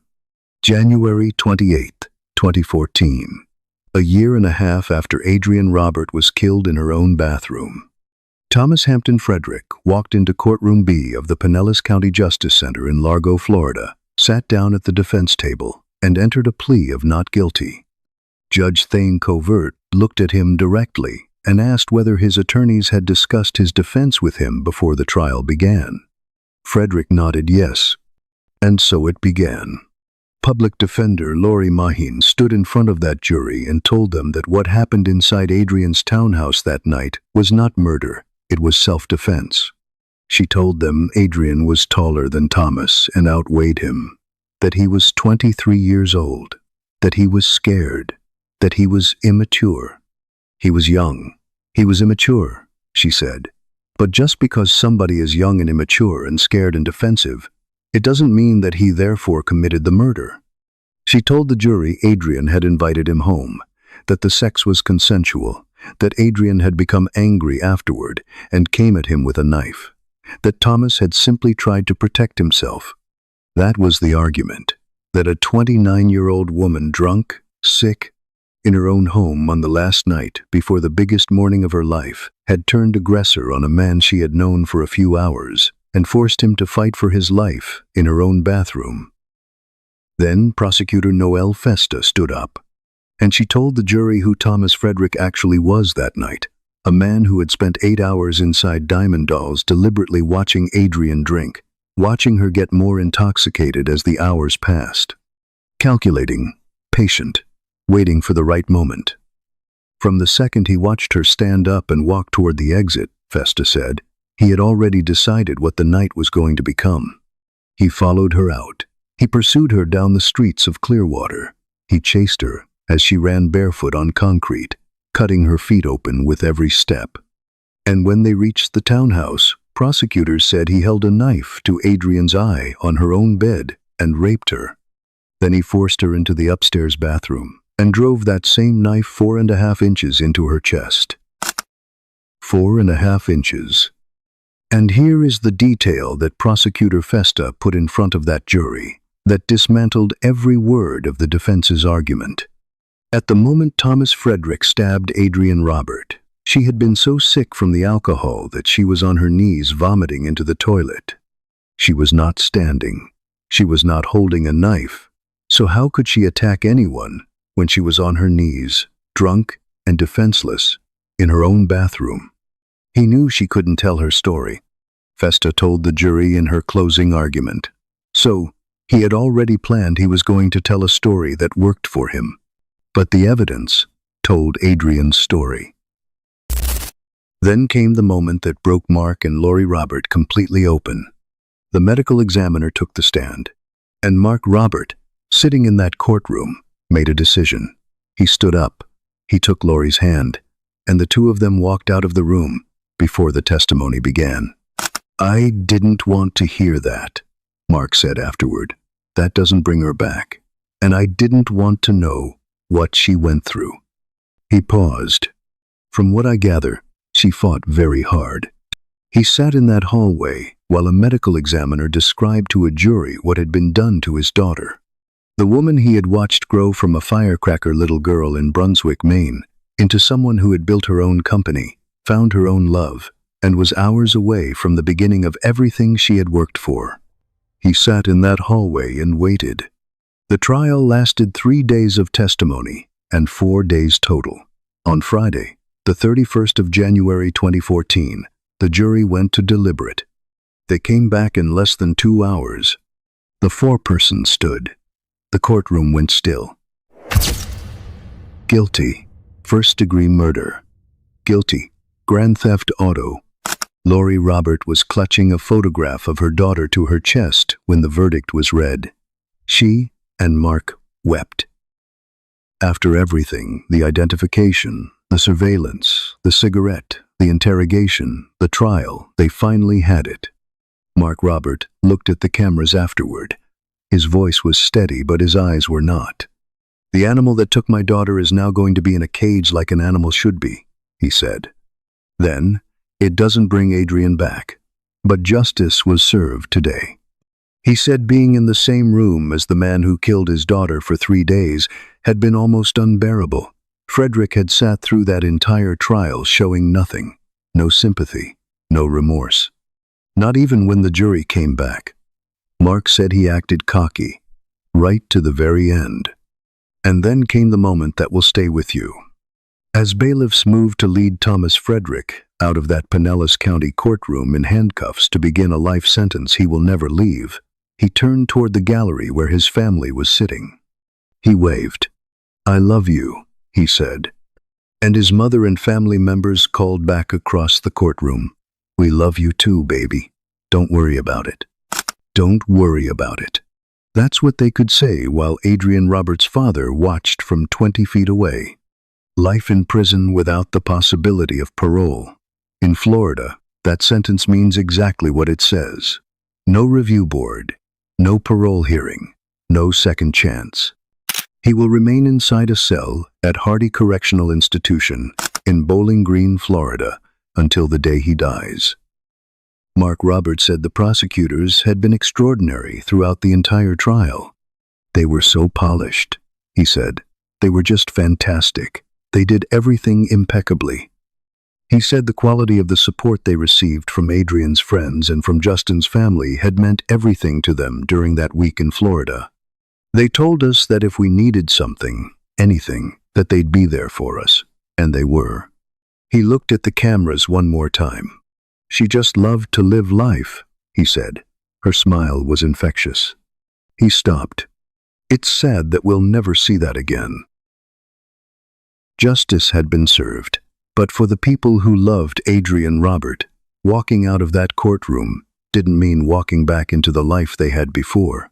That life was gone. What came after was something they had to build from scratch, piece by piece, without her in it. Justin Pounders had driven to that townhouse on moving day, expecting the best morning of his life. What he got instead was the beginning of years of grief, so heavy he couldn't stay in the same city. He packed up and moved to Orlando, put distance between himself and every street, every corner, every parking lot that reminded him of what had been taken.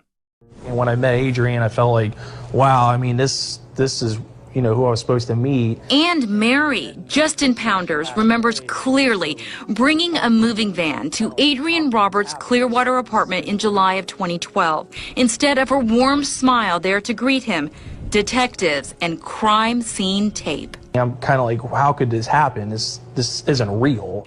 Her killer was caught, but Justin struggled to move on.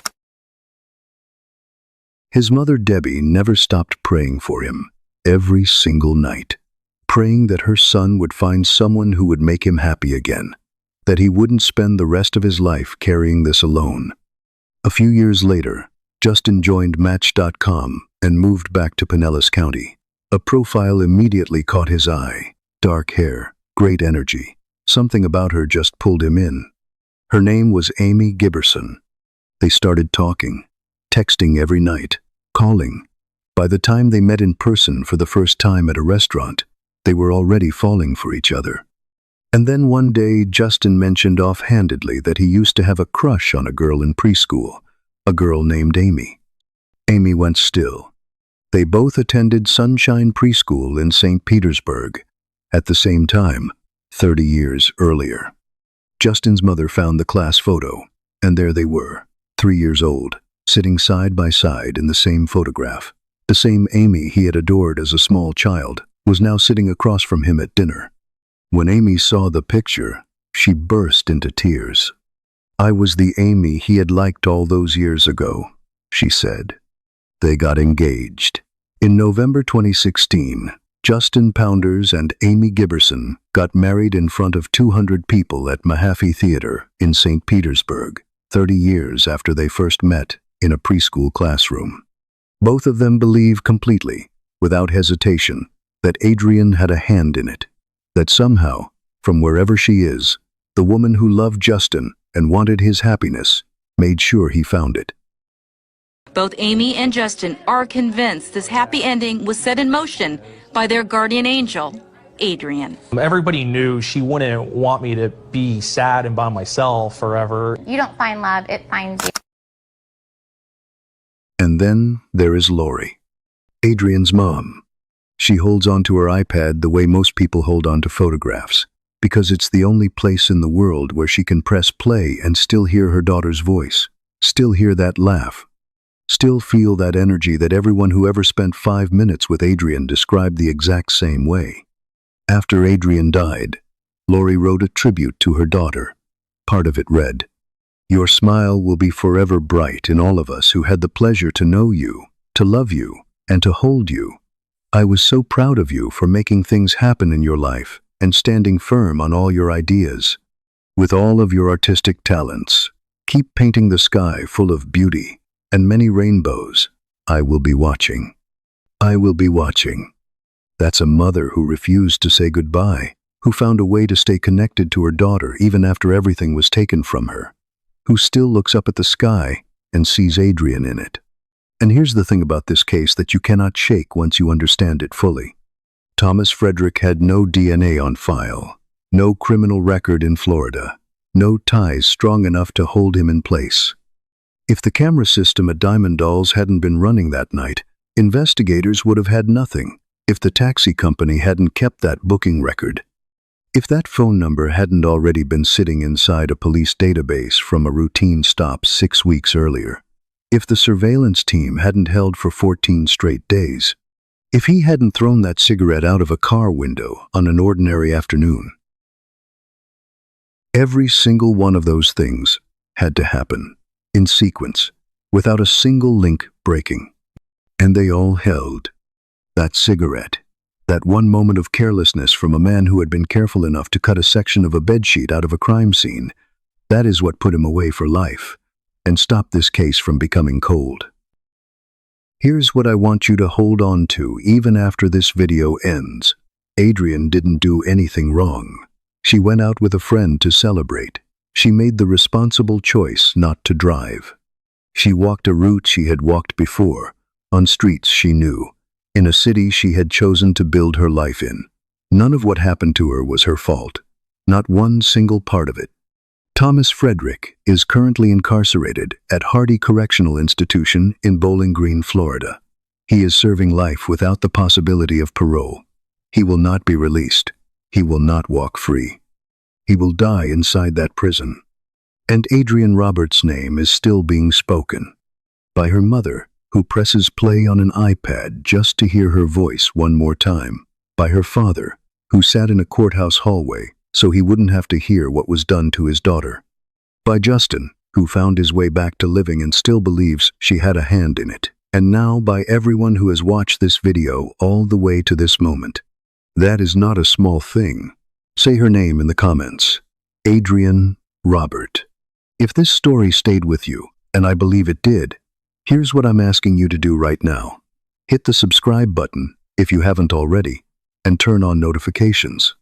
Every case on this channel is told the way it deserves to be told, with honesty, with detail, with respect for the people at the center of it. Share this video, because every share matters.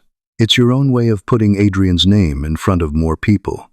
Tell me what part of this case stayed most with you, and which part of the world you're watching from. I do read every single comment, and I'd love to connect with you. The very least we can do for Adrian Robert is make sure the world knows exactly who she was. I'd see you on the next one.